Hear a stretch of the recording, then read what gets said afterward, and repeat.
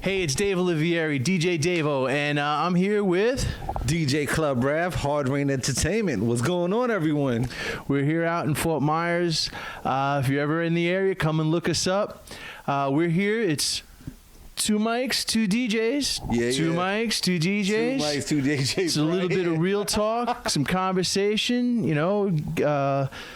things that have made us who we are, and the culture. The culture of what's going on, and it's a totally different world now, man. It is a totally different world, and I'm gonna get myself a little more situated here so we can have a little chat. Yeah. So sit back and relax with us, man. You may learn something or two. You never know, man. All right. So Rav, what's up, man? Tell me about yourself, man. Tell me about Little Rav, about music, about the things that turn you on, the things that make you move. Tell me about. You know what? The fastest one I could tell you, the things that make me move, beside the cops, they make everybody move. Like everybody, quick. Honestly, it's the music, man. 2 mics, 2 DJs. Right. You know where the heart is already. Yeah, man. Especially love music. Always love music. It's in you. It gravitates towards you, and you gravitate towards it. You right know? on. I mean, it's our signature. It's our blood. It is. It's the heartbeat. And then, you know what's crazy about it?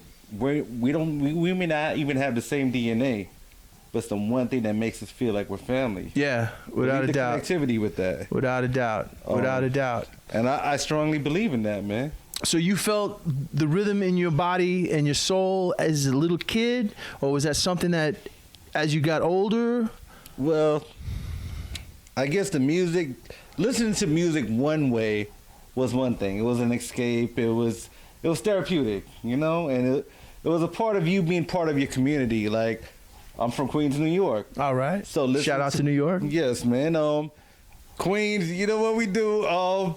But music, especially back in the era I came from, back in the early 90s, late 80s, a lot of music was coming out of New York, and that was the community talking.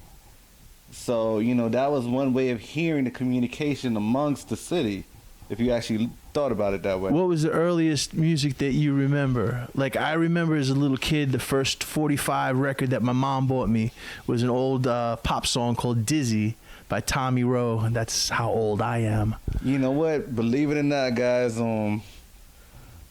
I think what really caught me had to been like Madonna style music, disco music. Okay. The whole disco era, the whole groove of the instrumentals itself. We're hearing the guitar like squeaking and the disco music to me, even though I did not grow up in the Studio 54 days, it's gravitational. Okay.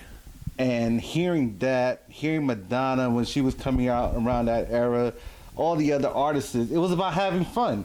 Right. The music was about having fun, being in your bedroom, and like. I gotta make a confession. What's up, brother? Back in the day, I might have to even look in the camera for my confession. Back in the day, when disco was popular, I was one of those hateful little pricks that was like, disco sucks, man. Yo. That was me. But wait, a family friend of ours, she taught me how to do the hustle. Hustle. And that's when I realized I was too white to dance because I couldn't even do the goddamn hustle. So I went back to my Motorhead days, and as an adult, I have learned to appreciate the disco music for what it was, for what it meant, for the culture, for the sound, even for the musicianship, because at that time in music, there were still real instruments being played. Right. So you still went into a studio, you still went with other fellow musicians, yes. and you created a jam. You created. It wasn't a one-man army. It was multiple talents combined. Right. So, as a former singer and a musician, I can appreciate that. That was the thing that I learned to like. That it wasn't just a drum machine. And even as a DJ now, I've learned to appreciate drum machine music because that's what it is. It is now. These days. And it's funny you say that. I mean, we had a discussion earlier. Anyone here can relate to what you're listening to now, or even when you grew up, your parents hated the music. And imagine their parents hated the Turn it down. not real music. This It's is not. It's terrible. I'm telling you. You don't know. One thing we all need to understand is we had our time with music. We had Without our a doubt. revolution with it. We had our moments with it. It's now the new generation's turn. Right.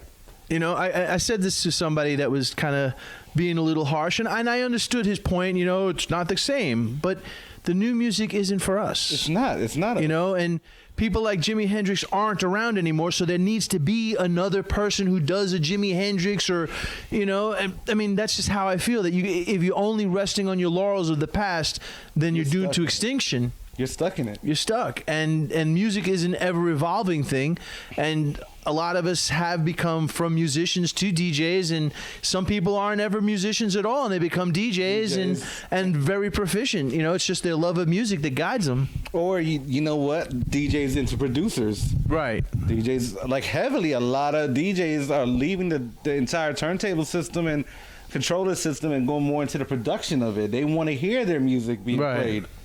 So tell me more about the disco days. all right, so I did not grow up in it, but I'll be honest with you, disco music had pulled me. Madonna's culture, that whole energy had pulled me. But I grew up West Indian, so I'm Guyanese, South American Guyanese, but West Indian.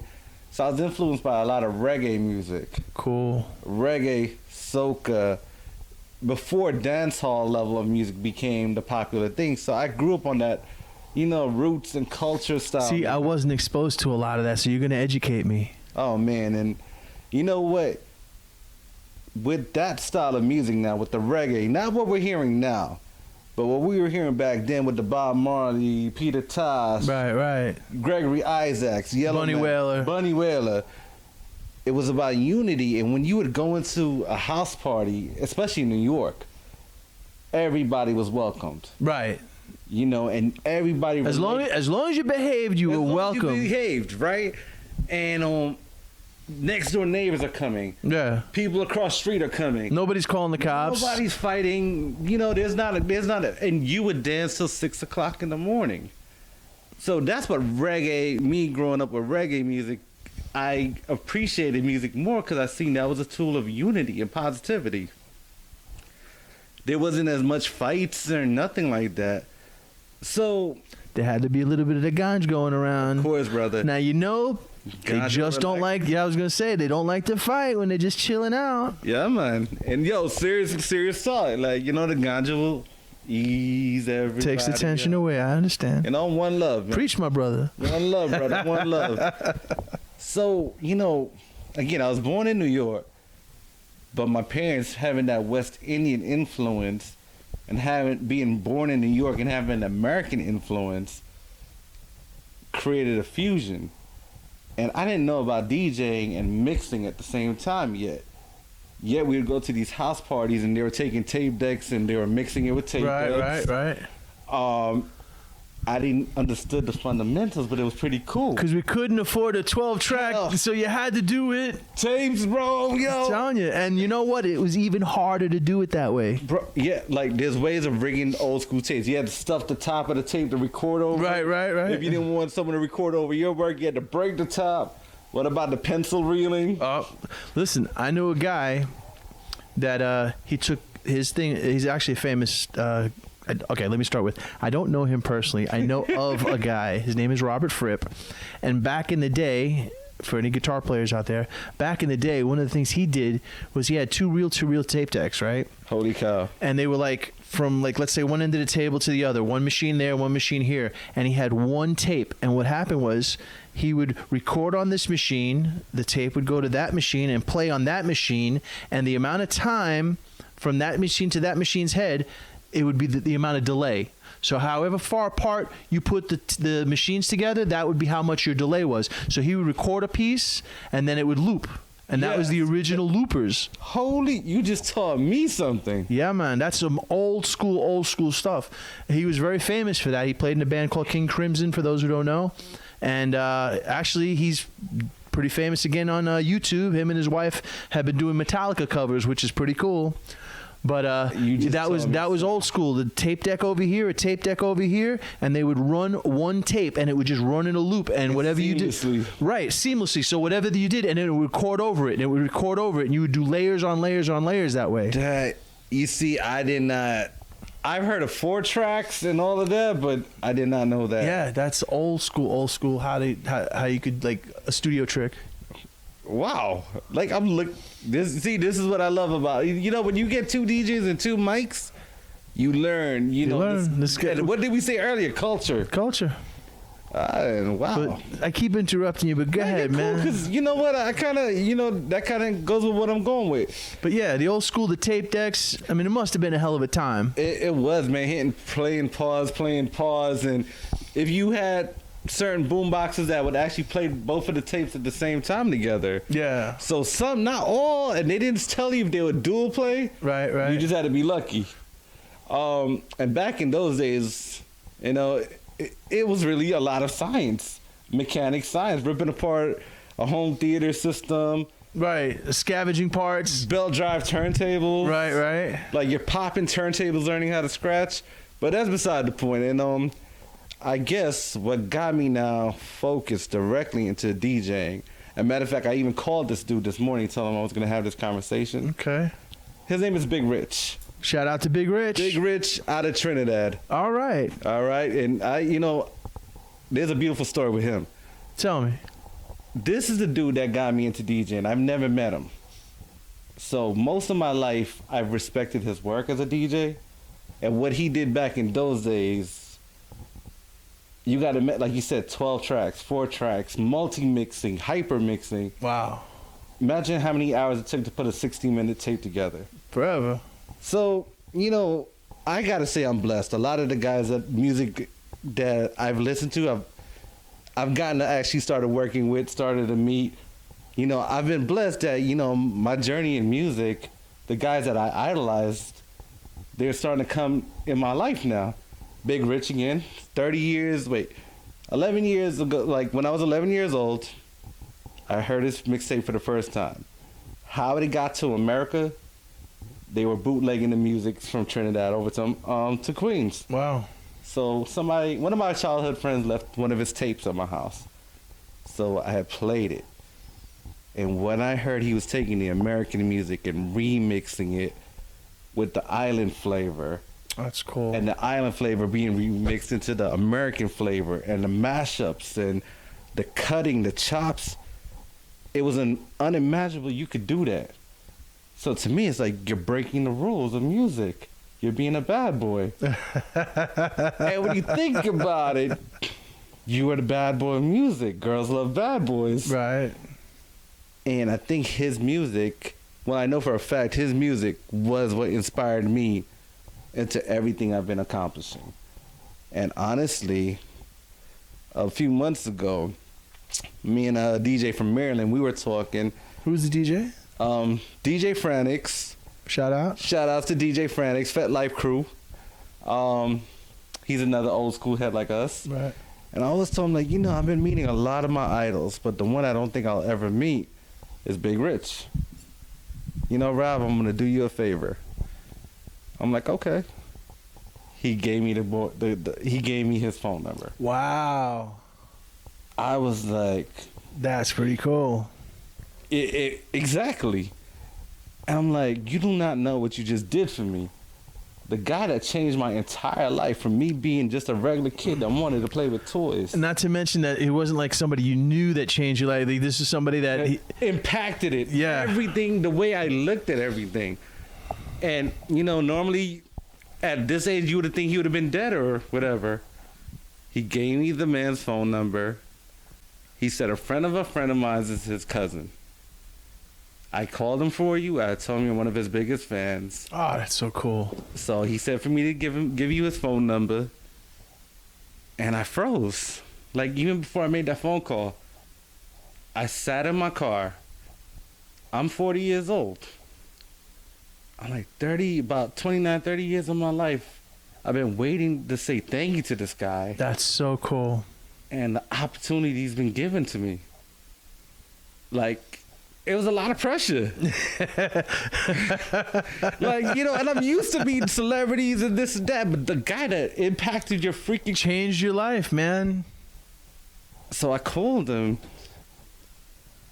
and we spoke, and sure enough, he was like the nutty professor, the scientist of music. Oh, that's awesome. So he's like, just picture, I can't remember off the top of my, but Back to the Future. Oh, Doc Brown. Doc Brown. The Doc Brown of music. yeah. The hyperness, like, well, the mathematics of this and this and that. Oh, that's so cool. And I'm like, bro, you do not know what the hell you did to me through the power of freaking music.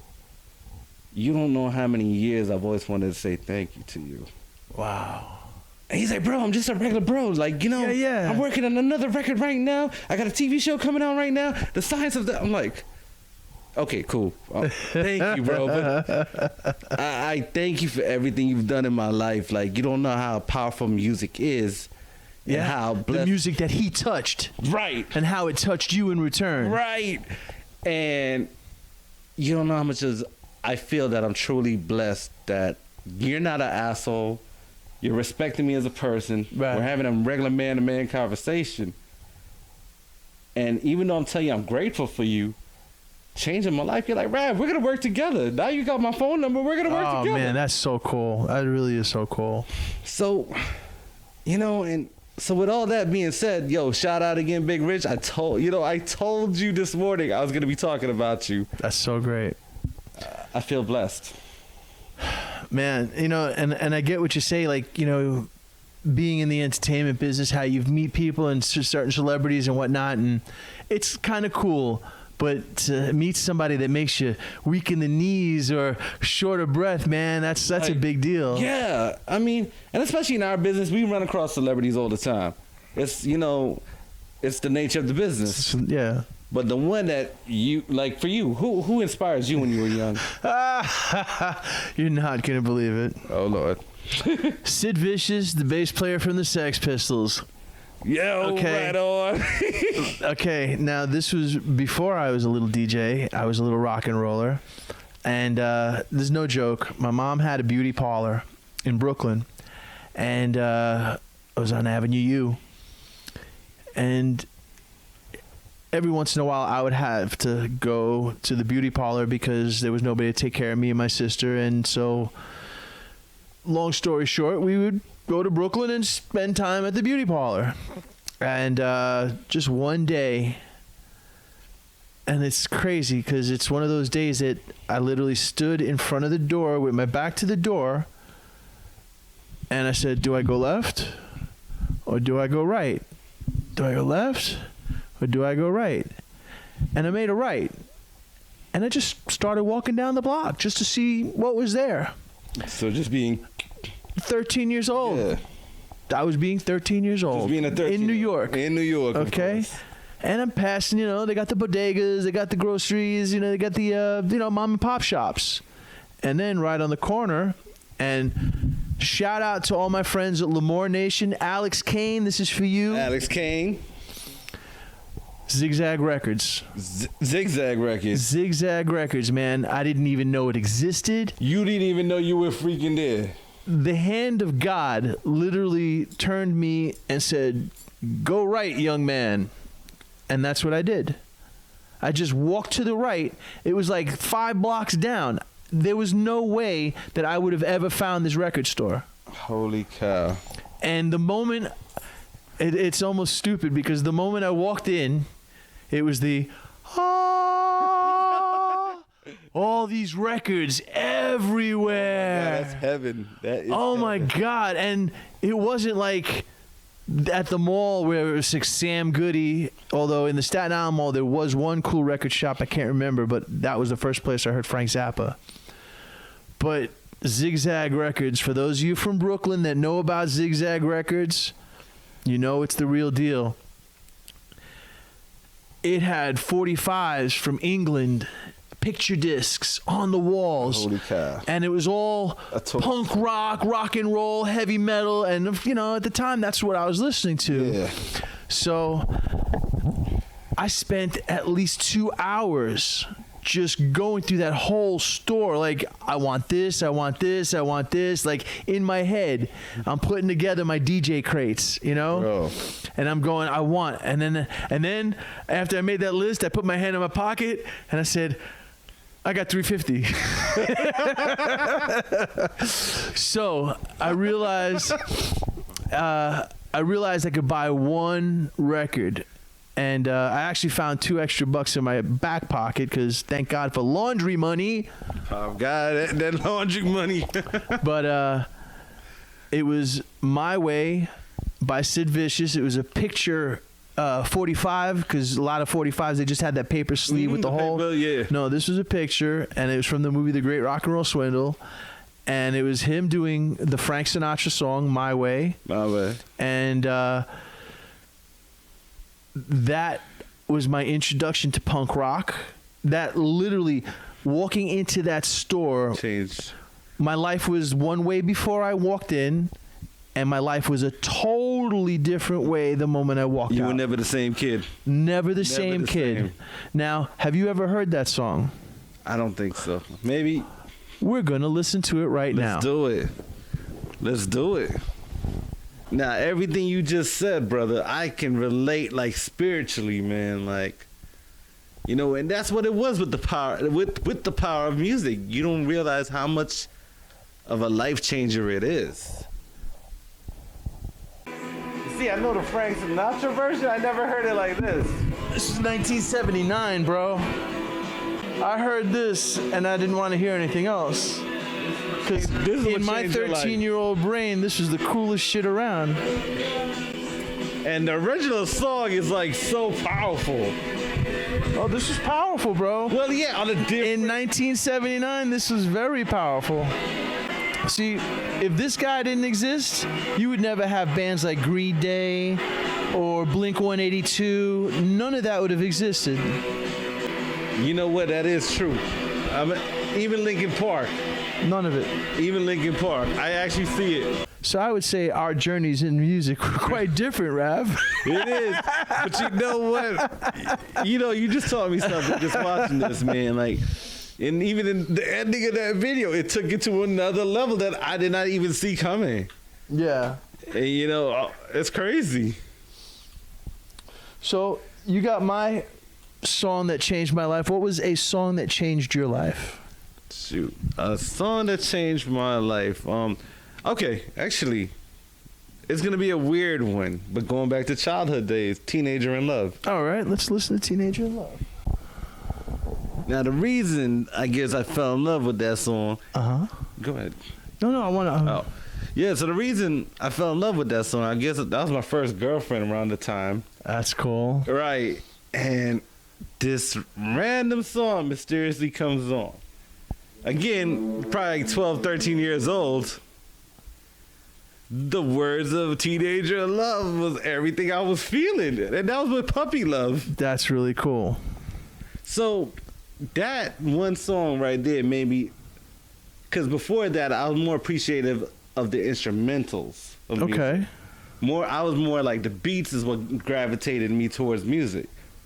But when I was going through a little childhood heartbreak in that song and I heard the words, that's what made me appreciate the lyrics of songs and the way they were combining and communicating That's cool. with each other. So that's another history with me with the music is like Teenager in Love. I know it word for word because I was feeling those exact feelings. And now, ever since that, every time I heard a song now, I paid attention to the substance of the music. That's pretty cool. I got to be honest, as a singer, it was more the melodies that moved me. It was never really the lyrics. For some reason, it was always the melody of the song. I don't know. I guess I was one of those guys that never really knew the lyrics and just made up my own. But it was always the melodies of the songs that always caught me. I mean, obviously the lyrics, some of them can be really intense and dramatic and they kind of catch you by the throat. I mean, some songs are so beautiful or so, intense. But for me, it was always the melodies. And that's cool that you said that the lyrics, that was a song, because that's not a song that you traditionally might not have grown up with. No, nothing, in no relation, not even in my household. But it was just so somehow, and again, going back to Big Rich, It was one on his mixtape, Oh, cool. which was weird Right. for that song to be on a mixtape, which is more kind of upbeat style he had. But I guess in his love hour of the mixtape, that was a featured song. Wow. And again, going back to Big Rich again, you see how much you've changed my life through the power of music. That's awesome. But going back to what really gravitates me, even until now, it's really the instrumentals. If I can feel the energy of that instrumental, that's how I actually, whenever I'm performing and DJing, that's what I use to dictate the crowd. Okay. I understand that. For me, it's the intros and the outros. And the intros and the outros. Yeah.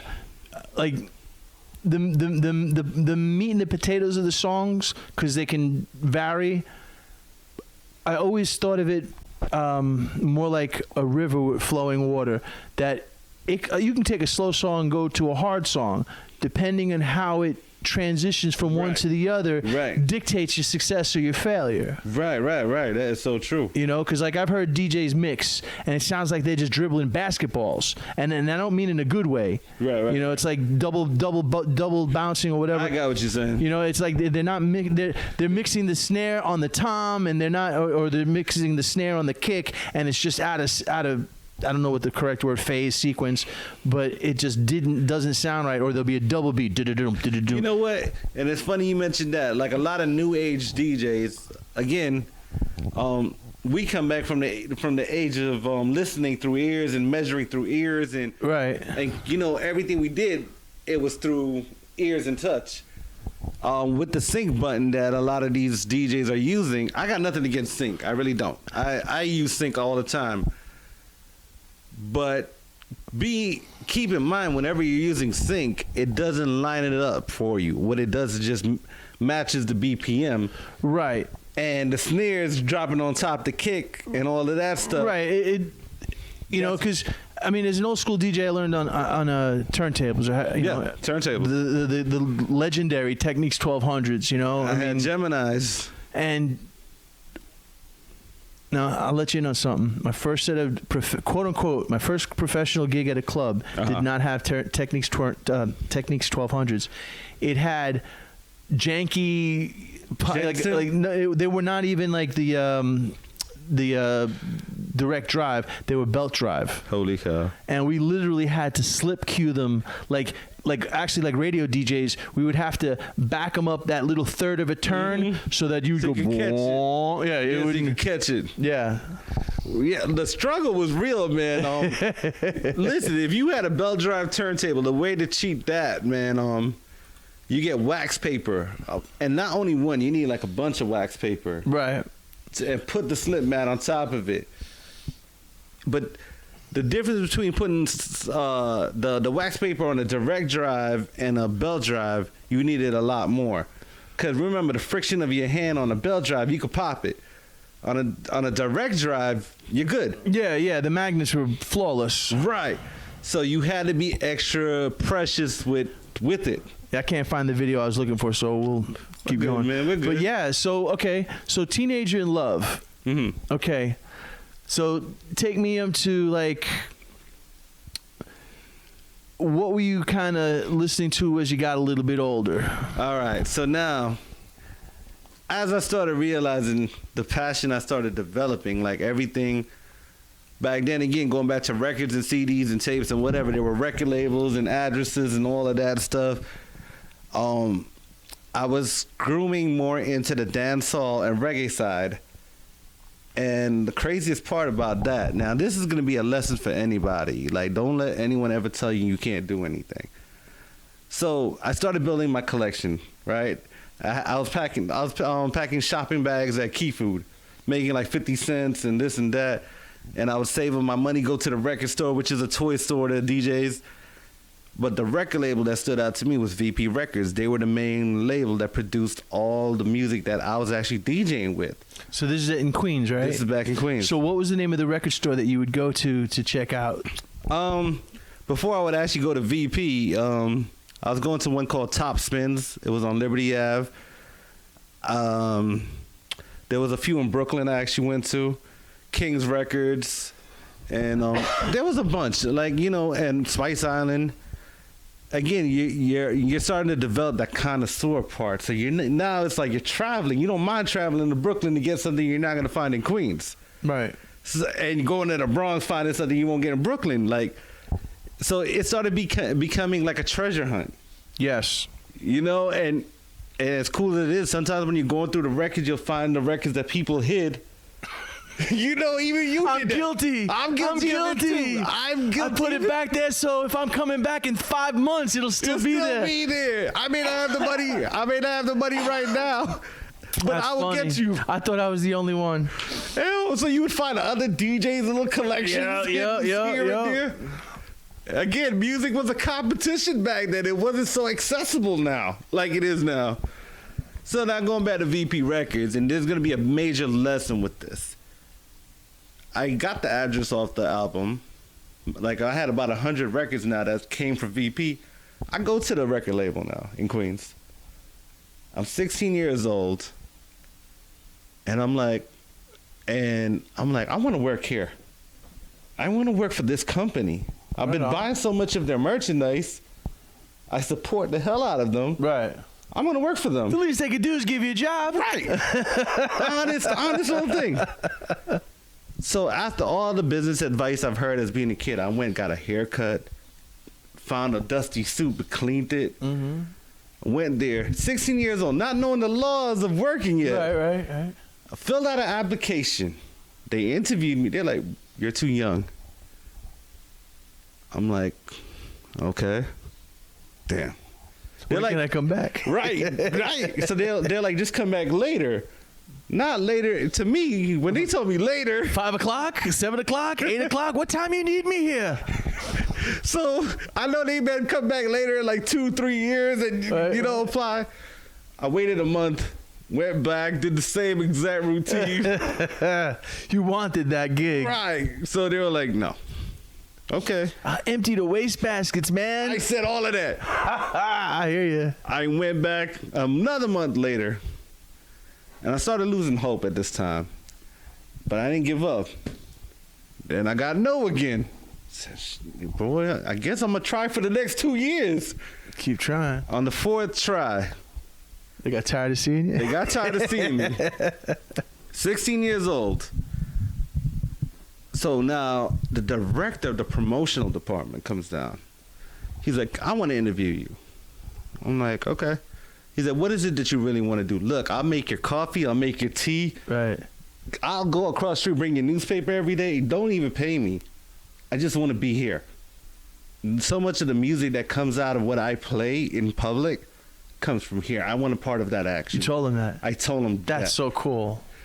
So he was like, we turned you down 3 times before. What makes you think this is going to be the 4th? You're going to get this job. I don't care. Just put me in the garbage can. You don't even say I work here. I want to do it for me. He's like, brother, you're ambitious and you're persistent. That's good. Forget throwing out garbage. Forget doing all the petty stuff that those guys over there are doing. You're working directly for me. Wow. I didn't know what promotion was. So me as a kid thinking promotion, like you're getting promoted. Right. I didn't know the marketing, it meant marketing. Yeah. Now all the guys that's been there vintage years, I'm here working with the celebs. They've been kissing ass for all this year, and here comes the stud coming through the front door. So now I'm on Who's this stud? I'm here on concerts with these guys, doing parades, Labor Day parade. I'm here. And you're getting to meet all these people that are making that music. Yes. They're coming in. They're walking past the guys, like, doing the CDs and the records. They're coming straight to my department, sitting back like, hey, what's going on, Rav? And I'm here like, and I'm getting a paycheck on top of it. That's awesome. See, so they didn't at least like, well, you must intern first, Yeah. No, he gave you a paycheck. He gave me a paycheck. Give him a shout out. Yeah, well, Sean King, definitely VP Records. I've always gave you guys credit for starting me on this career. That's awesome. And, it was the best thing. It was so much of the best thing that the dude that got hired after me was jealous of me. He was an older guy on top of it. But he knew the boss saw a lot in me. Right. And the boss would give me, like, work, like, look, take a trip to Manhattan. deliver this to Hot 97. Go down to Staten Island, go to the record label, drop this music underground, you know. Right. So why am I getting all these cool things while he has to actually do real work? My man set me up big time. He set me up with something that there was a $3,000, and this is back in the 90s, a $3,000 bill in England. He signed my name on a whole bunch of merch. Oh. He went to England's record label. They got the bill. My name was on the bill. But my boss knew that I was set up. They ended up fining the guy $50,000. Wow. Yeah. Wow. So, guys, Don't be a dick. don't. Because it will come back, and it'll come back 10 Don't times be a hard. dick. But if anything you want in life, it's definitely there if you really want it. And I stand by that 100%. Man, that's a hell of a story. It is. It's a beautiful story. So, in that time period of your life where you were working at that company, what was the music? What was like your favorite song around that time? All right, so around that era, Sean Paul started blowing up. Okay. So Sean Paul was the major figure of that era in reggae music. But what was different about me too, besides loving that kind of music, I was more into the New York house music. So I wanted to show you that style of music because you know what? Before we get into the dancehall, I want to take it to the New York house music because this is where a lot of my energy, even until now, comes from. Very cool. My signature is house music. All right. So now I'm an old house head too. Okay. Okay. Going back as far as the Jungle Brothers, which I don't Jungle know. Brothers, I know. Okay, all right. Well, I remember when it came out. That was when I used to belong to a record pool that was out in New Jersey. Me and John used to go, and that was one of the. Like we were so like we're finally professional DJs. We were in a record pool. Yes. We're working at a club. You're Man, getting all this the is- benefits. Oh, and the side benefits were pretty cool. But that was like, as a DJ, that was a defining moment. Us getting signed up for that because it was like a waiting list. You Bro, know? to get in a record pool at that, okay, that's the difference between now you pay $20 and you're in a record pool. Right. You had to be accepted. Right. You had to be invited. Yes, and that was what it was, man. My boy Junior, shouts out to Junior. He said, "What do you mean you're not in a record pool?" And I was like, "Well, dude, I go because the guy that got me started as a DJ, his name is Nick. Shout out to DJ Nick. DJ Nick, look what you did for my brother right I'm a here. mess all because of you, pal." So he got me started, and we used to go to Jersey to these record stores that he knew. Right. And my record pool with Nick was like this. Here, take this record, buy it. Right. What's on it? I know what's on it. You'll learn what's on it. You're gonna love it. Exactly. And he would take me, and I would be like, I would start with nothing, and I'd have like a crate and a half of records without a crate, and they'd be slipping out of my hands. And- Bag is ripping. and he'd be telling me, he'd say, "You're gonna love it," and I would love everything, like literally everything this guy picked. I loved, you know. So fast forward to the '90s, I was working at a club in Staten Island. Shout out to everybody at Hips, and Alex Tech. Want to send a shout out to you because this is going to be about Hold you. on, Alex Tech. Why does Alex it sound Santo. I don't know. He used to intern at the Limelight when Junior Vasquez was there. Junior Vasquez, all those boys. It sounds familiar to me. Well, Junior Vasquez used to be Madonna's DJ back in the day. That's probably why. He did a lot of her mixes, like a lot of his badass house music. Anyway, Alex was my roommate at the time. Uh-huh. So what we would do is in Staten Island, the clubs would close at 4 o'clock in the morning, but the Sound Factory, Yo, my God. the Sound Factory was open until 12 in the afternoon on Sunday. So we would get out of work, we would drive it 45 minutes into Manhattan, we would park, and then we would go to the Sound Factory. And what happened was after 4 o'clock, they stopped serving liquor. They brought out these huge bowls of fruit, and it was sodas and juices and water. It was $20 to get in. The drinks were $5, like a water was $5, but you could eat all the fruit, potato chips. Yeah, refreshers, man. And but Junior Vasquez, he was the resident DJ there, and he was in the day the shit. I mean, you couldn't touch him, and In fact, 2 songs, actually 3 songs, because they were one of those life-changing songs. So Get Up by the Underground Sounds of Lisbon, Plastic Dreams by Jaydee, and Give It Up by the Goodmen. Those songs were on his constant rotation back in the day. Now, have you ever heard any of those? Yeah, especially the last one. Okay. Oh, and Follow Me by Alius. I'll probably have to hear that, but that last one I definitely. Let's hear that one. Let's do it. Yo, I remember that label. The rhythm. Yo, that label is. Shut up. Sandy. All the best house music came out of that label, bro. Yeah, I know this. You know the song? Yeah. All right. I'm going to give you Plastic Dreams. You know Plastic Dreams? Oh, and do you know Nightmare by Brainbug? Play it. All right. Yeah, play it. I'm ready to hear this. This is a great song. He used to play this late at night. This would be like 6 o'clock in the morning. So back in the day, at this part of the song So Get Up by the Underground Sounds of Lisbon has the same kind of tone. And he would mix it in and he would go, the end of the world is upon us. It's awesome. Junior was one of the first DJs I ever saw that had 4 turntables and a reel-to-reel deck.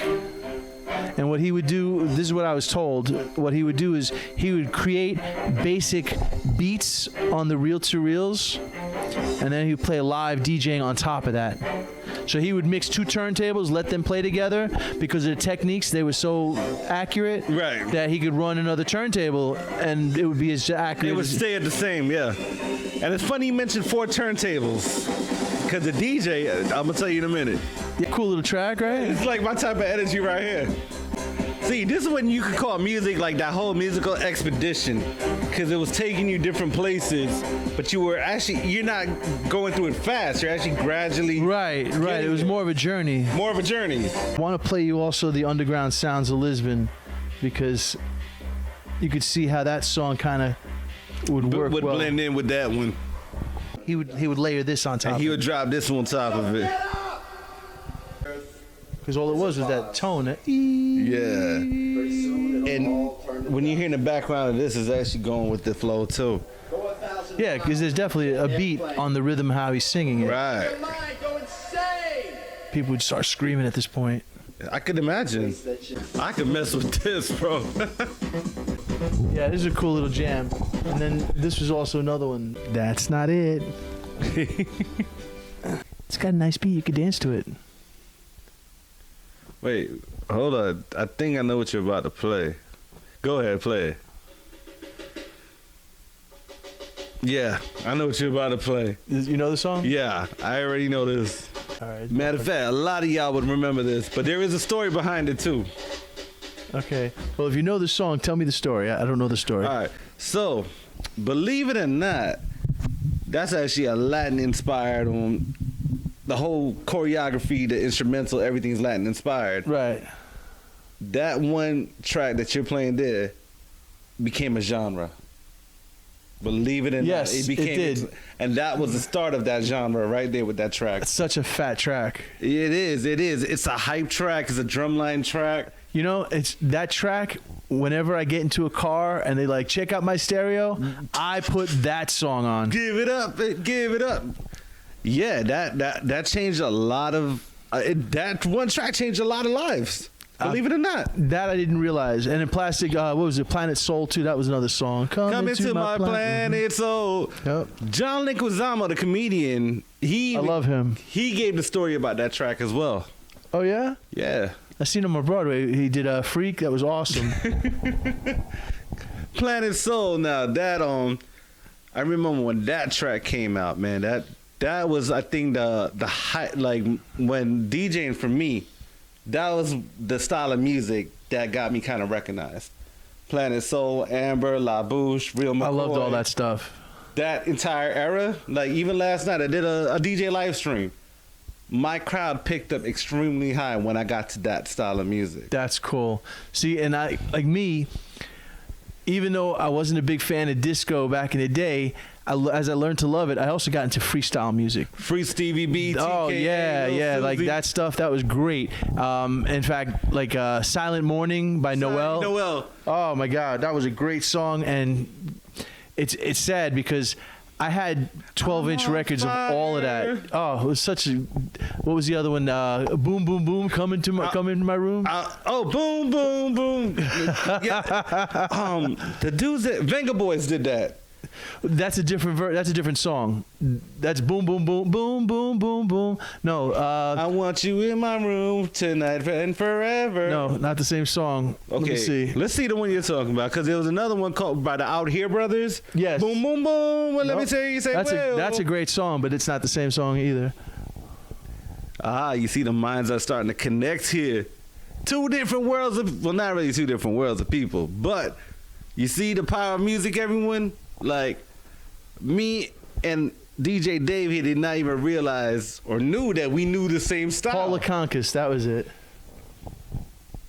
The same thing like that song Noel, Silent Morning. You could tell that's all drum machine synthesizer. Oh yeah, that was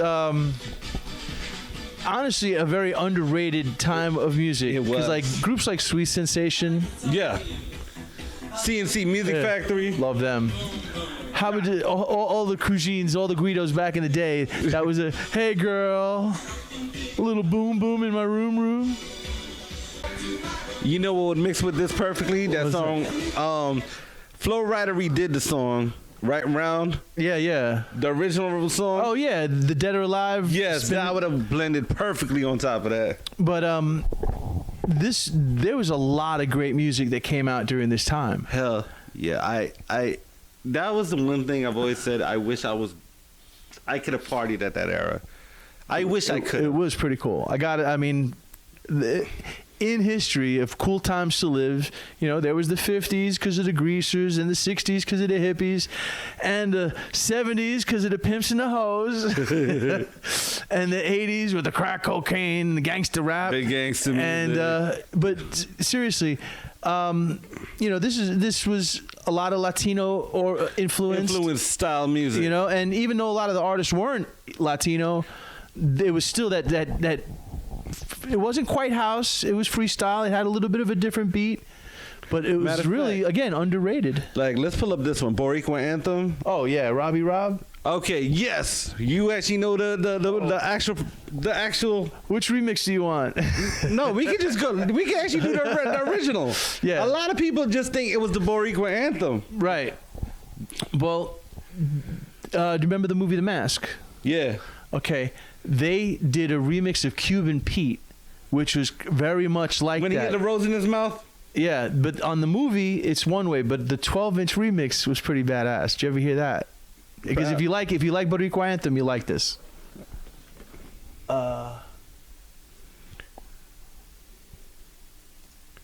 Well, before Robbie Rob, there was Stephen Terry or Todd and Terry. Todd Terry. Todd yeah. Terry. They are the ones that created that gypsy style. Is that what they call it? It was a gypsy style of Okay. an instrumental, which became the Robbie Rob version of Boricua Anthem.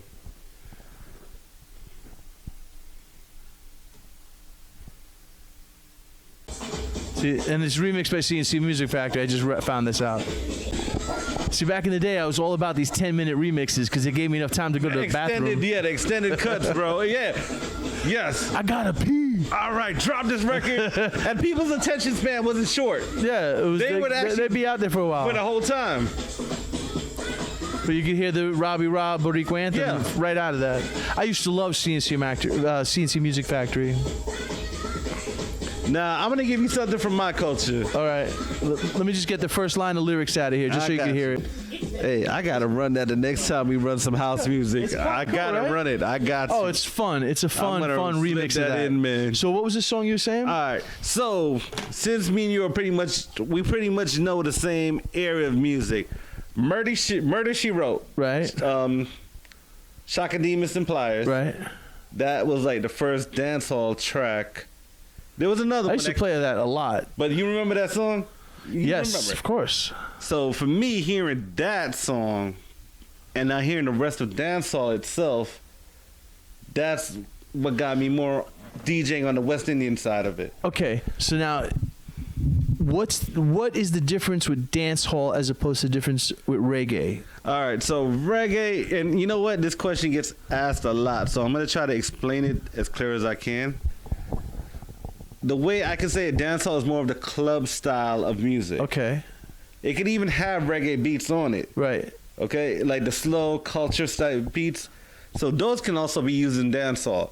But reggae itself is more of a person preaching lyrics. Okay. And trying to give out a message. All right. So All right. reggae Never is heard more that before. The Cool. positive message side of it. All right. Like, you know. And is the dance hall more the music side of it? Is just yeah, the party beat? upside. Yeah. Now, I was just gonna say, with dance hall and God, what was it? Oh, dub, because I remember dub was a big kind of thing. Dub, yes, dub music.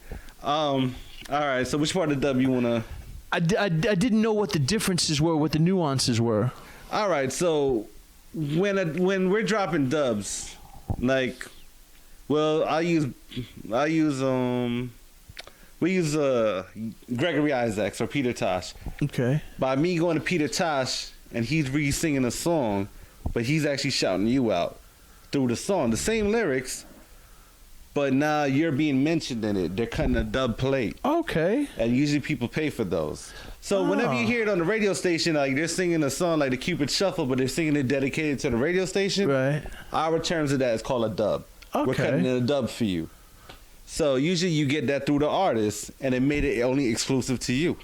Very cool. And that was actually a way that we would compete against other DJs, because you got the actual song from an artist, but the artist recognizes you in the music, and that was the way we competed. That's interesting. That I never knew. Yeah, man. You see, there's so much things in music. And matter of fact, I actually have a few artists that's made dub plates for me. And honestly, when I bring them out, it makes you appreciate what you're doing, because they're shouting you out. Their song is about you. Yet everybody knows the lyrics of the song, but Right. you're the main focus of the song. And with soca music, is that more the beat, like how reggaeton is like to salsa? It's just about the beat. Soca, now there's, okay, so as to reggae to dancehall, Okay. soca to calypso. Oh, okay. All right. Now, we're Because taking, calypso and soca, I don't know anything about. all right. So calypso is more of the folklore storytelling in music. Okay. So, you know, I mean, if you're not like fully educated on it, you would think like Feeling Hot songs like that was calypso. Right. Right? So you would be like, okay, this is calypso music, or 5 cent, 10 cent dollar, like all the party songs that you know that's considered. Those are actually soca. Now, going back to calypso's like, the boy was down by the waterside and he found a fish and then he fried. Right. So it's folklore story in the, you know, behind the music. Same thing with like reggae and dancehall. Reggae is more about giving out a positive energy, about supporting the community, fight the Babylon. You know, we're gonna fight, we're gonna be strong. As to dancehall, you know, it's about going to the club and wilding out and, you know, stuff like that. Soca now would be the calypso version. It would be same thing as dancehall. So it's more about the beat, more about the music, beat, more about the sex and all of that. Okay. You know, everybody having a good time and all of that. So that's soca music. Okay. It's more upbeat as to calypso, where it's just more about listening and meditating. Right on. All right, cool. And education.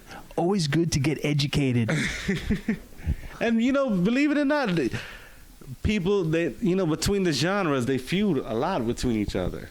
East Coast, West Coast. Pretty much. So you got Jamaica Biggie and versus Tupac. Now it's Is Jamaica gangsta? versus Trinidad. That's funny. It's crazy, and they fight for it. I mean, through the music, you know, like with the Jamaican culture itself influenced a lot in reggae, especially England. Like, Yeah. you notice a lot of England dialect is off of like Jamaican Well, slang. because they used to be a colony of Great Britain, weren't they? Yes, Okay. I mean, and now with ska music, is that just kind of like the white version of? ska is the culture style. Yes, So I like ska. and ska, a little bit. you get a little something, and you just zone out. And the ska music is like pretty much the white version. And I believe the reason England has so much of a strength with the Jamaican slang Bob Marley. Bob Marley left his footprint in England. Oh, without a doubt. And what I mean by footprint, like his family is treated like royalty. Really? England, you know, they worshipped Bob Marley as a prophet. Wow. That I was unaware of. So whenever you talk to a lot of these, anybody from the UK, a lot of the slang, if you ever notice it and compared it to Jamaican slang, their normal dialect is actually Jamaican slang. Did not know that. Yeah, cultural things, huh? That's pretty cool. It is, and you know, to me, it's amazing that a man like Bob Marley can an entire country, the UK. You know, It's amazing. Well, I guess, I mean, because Bob's music was so iconic because, again, coming to the United States, it wasn't anything, you know, the closest thing that we heard was Johnny Nash, I Could See Clearly Now. That was, you know, the only exposure to any kind of reggae-oriented style of music that I had heard when I was a young child. And then other than that, when Eric Clapton covered I Shot the Sheriff, we knew that had a bit of a different beat. It wasn't a regular rock and roll beat, but hearing Bob Marley sing it, that was powerful. And hearing his music was powerful. yeah, it is. It was a revolution within music because, like, what it did to the UK, it made the UK people stronger at that time to fight for your rights. If you ever hear Bob Marley's music, he was a Jamaican hippie. Fight for your rights. Right. It's good. You know, we got to fight for what we want. You know, legalize the herb. You know, legalize weed. He fought, you know, his music fought for other people. I understand that. So now, let me ask you this. Let's fast forward a little bit. You're grown up. Yeah. Is there anything currently that you think is just like, holy shit, this is fucking amazing? Like music-wise? Music-wise. I mean, like, I'll be honest. What I've been listening to lately, and part of it was because of what happened at Babes, that they had required us not to play full-on hip-hop, but to play trap remixes or house remixes of hip-hop songs, because we were trying to bridge some kind of piece between the girls and The music. I found that I actually enjoy a lot of those remixes more than I like the original tracks. You know what? I agree with you to a point. And again, it depends on where you are with the music. I love a lot of the trap music. I love a lot of the remixes. I really do like trap music. Honestly, to be honest, if it wasn't for a lot of the trap remixes you played personally, me hearing it at the club. Now, I'm going to tell you something crazy. If you were to tell me to play trap music, I wouldn't know what to play. For me, when I'm discovering music, each individual song stands on its own merits. Uh-huh. So, like, let's say, well, even now, when I hear a song that's real popular, but maybe the tempo isn't what I want it to be, Oh, yeah. I'll find anything. Again, it could be a house remix, it could be a trap remix, but I'm listening for that something special that makes it that says, right, it stands out, makes it a little bit different, more towards what my ear would appreciate, and I guess maybe at the same time, it's something I think my audience would appreciate. And that's why we do what we do. Right. You just said it. And it goes back to what you just said like a minute ago, bridging the gap between the music and the women. Right, because not all remixes are equal. Some of them. I mean, I've listened. God knows, on one song, I might listen to like 6 different notes. Yeah, and it'll be like, oh, this song is great, and then it breaks down, and it's like, what was that DJ thinking? What the hell? Yes. Like, oh my God! Like, you ruined what could have been potentially a great song. Right and smooth, and all of a sudden you killed. Yeah. So those remixes, I don't play at all. What I look for is something that I feel could have been released by that artist as the original track. So whether it's a trap remix or, again, a house remix or a techno remix, if it sounded good enough on its own that it could have been released as a single, yes, then that's something that bends my ear. Which is weird because as a DJ, I can relate to that because you would think DJs would a lot of us would kind of push more towards the remixes because it's catered towards the dancing, environment. right? But I find that if I got the originals, I like remixing them on the spot. That's where you're a better DJ than me. See, my remixing skills, again, without turntables, I'm very limited. When I was learning how to play house music and freestyle, again, early house music too, like you were talking about Todd Terry, there used to be a song called Bango, and the big thing about that song was that it actually sampled Batman. It started out to the Batmobile, let's go, and then it would go bango bang bango, and that was the hook, and it would just repeat that, but it was a real like Girl Out House you kind of beat, little Girl live Out House and then they had stuff like This Is Acid. Do you remember that? It sounds familiar. Okay, let me play that to you, because that was huge back in the day. That was one of those transition. Here, let me just play it if I can find it.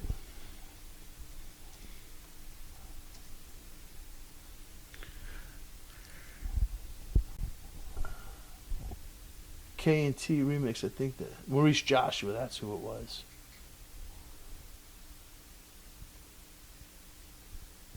This is false painting. This is not what we're listening to.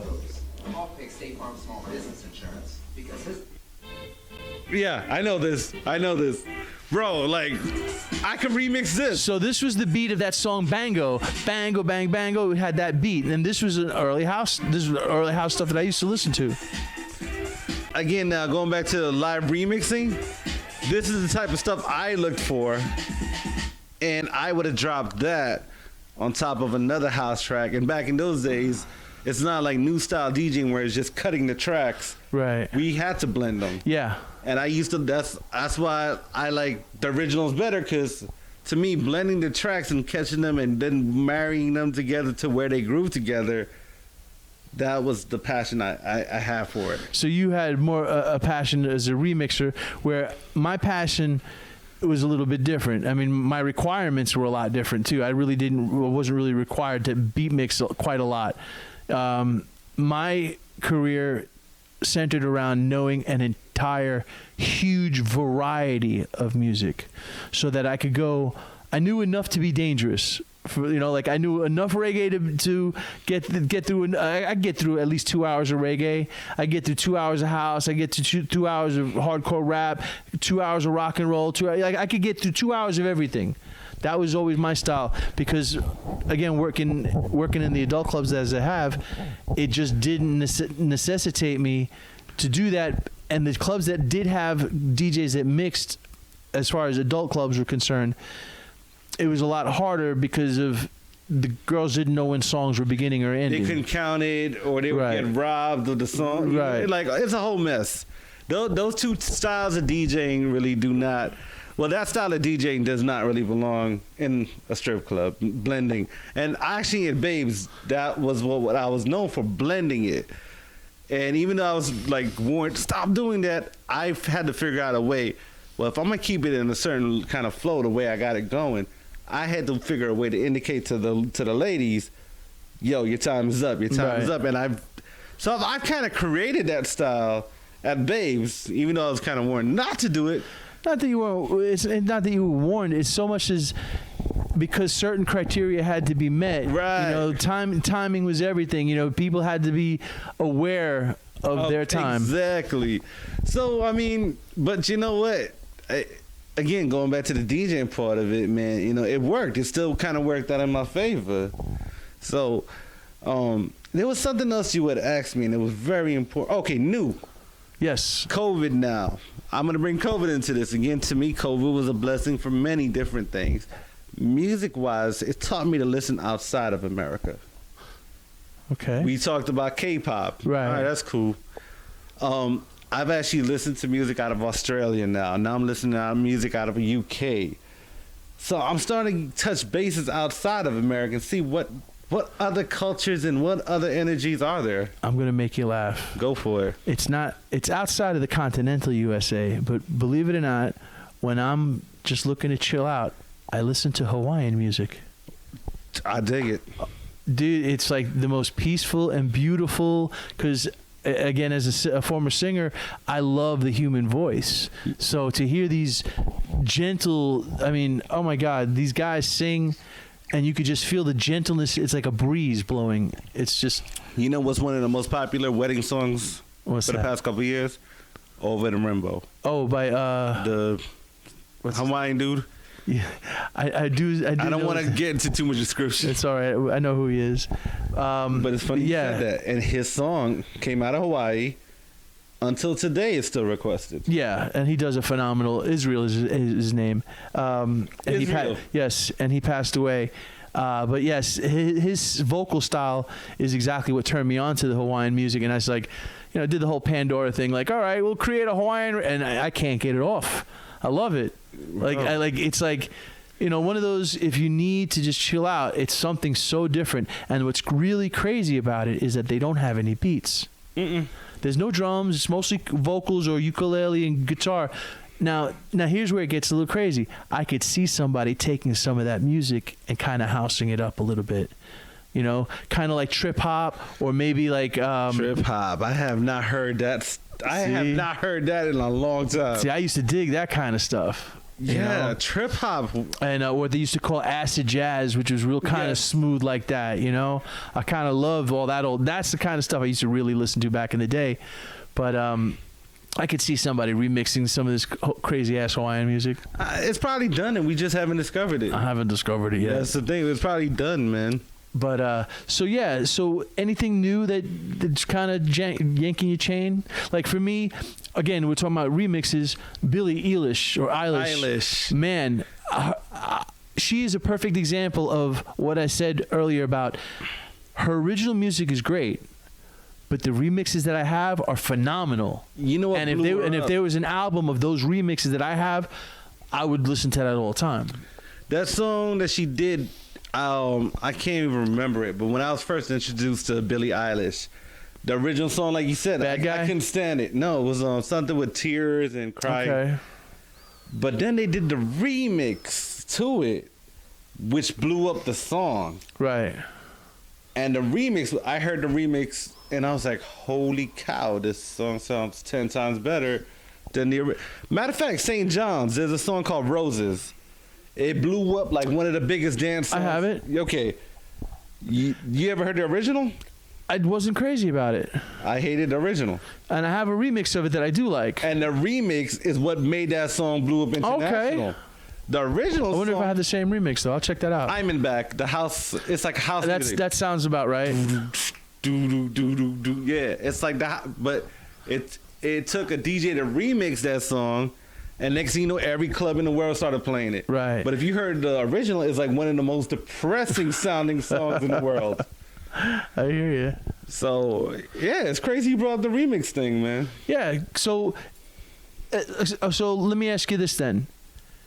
What, like, if you were stranded on a desert island All right. and you had 5 songs, Okay. what 5 songs would they be? Any kind of music, anything. This is gonna be a tough one, man. All right. Even though I'm like a upbeat, energetic person, but I'm stranded on an Dude, I island. listen to Hawaiian music, okay? No, and the reason I'm saying this is as much as I want to be energetic and jumping all the time, I need something laid back, man. So 5 songs I can only choose. You could choose as many as you want. Oh man. Well, listen. The ones I don't know, we're going to listen to, so. All right. Definitely 90s house music, man. Like even What Is Love, Hathaway. Oh, okay. That was a great Bro, song. I could jam to that a million times. Like that's just my Studio 54 in me, you know. Right. See, this is tough. I even never thought about that. I've got numerous music, but you know what? Let me see. Real McCoy. You remember Real McCoy? Yeah, of course. Okay, so I loved all that stuff. The Bouche, all that stuff was great. So we're gonna cross over to the. Okay, I'll educate you on something, man. Marshall Montano. Okay. That's soca music. Okay. Let's put him on. Give me a song. Wine. I would have to spell it. Okay. Whining Season, but Machel, Machel. Macehel. And then space Montano, I got it right here. and then I guess type in season. You should see something like Whining Season. Whining Season, okay. Yeah. All right, so this is more in the soca style of music. So you can see this more upbeat party level. This is soca. I'm trying to think of a nice calypso song. No, don't think of a nice calypso. Think of, here, like, okay, Sid Vicious, My Way. That would be one of mine. Like, if I only had to listen to 5 songs ever. Okay, I got you. Laura Branigan, Self Control. Okay, I know that song. That's a great song. Anybody that truly knows me knows Laura Branigan, Self Control is like my song. Well, then let's play it. Yeah. Don't ask me why, but this has been my song since I was a kid. I know the meaning behind it. No, it's all good. One of my Desert Island songs is actually "Before You Turn Out the Lights" by World Class Wrecking Crew. I gotta hear that. You're not gonna believe who's in the. You know what? I'm gonna play you the song. Yeah. This is a great song. Great guitar riff, by the way. Damn right. Yeah, and it's a cool. That hook is really a cool The hook. hook, it's right here. This is where music took patience. Like you hear all those notes. This is a great song. Turn you on to something now. All right. This is going back to. Oh, I did not know that was Michelle A. Okay. Back to the record pool days. All right. I get this 12-inch of this song. Okay. Never, it was a lot of the record pool records. They had those white labels. You didn't know what was what. They were even handwritten sometimes. And there was no Shazam. Like, hey, Shazam, what's this playing? You was like, help. And let me tell you, the only way you were able to figure out the song was you had to look at the lines on the records. This is one of my Desert Island songs. And you're going to freak out when I tell you who's in it. Oh, this is such a bad jam. I'm gonna play the song. Yeah. Let it play. I think I am gonna blow your fucking mind. Bro, you're messing with my mind right now. I'm gonna tell you something because I just read who this vocalist. I never knew who the female vocalist song it was. Her name was Michelle A. Back in the 90s, she had a song called No More Lies, which was the bomb. I think I know No More Lies. It was a great track. Okay. 2 of the band members in this group became very famous. I can't wait to hear. You will know exactly who they are. Dave, you got me, bro. Like, I am. It's killing me, though. He's talking about being a male dancer. I heard him. All right, I'm going to put it on pause for a second. There were 2 people. The first guy that sings, and I think it's the third guy that sings. The doctor and the mixologist. I heard the mixologist. Okay. And I heard the doctor in the beginning. Okay. The mixologist is DJ Yella, and the doctor is Dr. Dre from NWA. Holy. How fucking crazy is that? Holy That God. was Dre's first single that I ever heard. Yeah, I wonder how much people even know that. Actually, it's Straight Outta Compton. They talk about it. Oh, I haven't seen it. Oh, I know. great! Actually, it's a great movie. Yeah, Gotta see I've that. heard. I'm not a big movie person. That's just my problem. Well, I'm into I like music movies, like anything that has to do with music, even if it's a musical. What about The Get Down? Oh, I loved it. Bro, high five. I loved it, bro. That was my Dude, favorite. that was so cool. I loved every second. In fact, if you like The Get Down, you should really watch the Wu-Tang American Saga. I saw that Oh one, man, that's bad to the bone, bro. I think those are the and only two. those Staten Island. Shouts out to Shaolin. Shaolin. You guys are on the map hard. Yeah, but yeah, man. Back in the day, this came out, white label, didn't know nothing about it, played it. I was like, this song is fucking great. Man. And this is way back in the day too. I mean, bro, the substance was a lot different. you know, it was different times, you know. Different times. And here again, here's a guy that wrote something like that, but became famous for something else. Totally. Matter of fact, and then became famous for bringing out other people. Yeah. Well, Rav, I want to thank you for coming. Hey, hope you guys enjoyed our time. Hopefully, we'll see y'all again real soon, all right? One love, one love, one love. You got the man right here, DJ Dave. Rav, thank you so much for your time. Hey, I feel honored to be right here with you, man. All right, honestly. Big Daddy. All right, one love, everyone. Y'all be good to each other. Peace.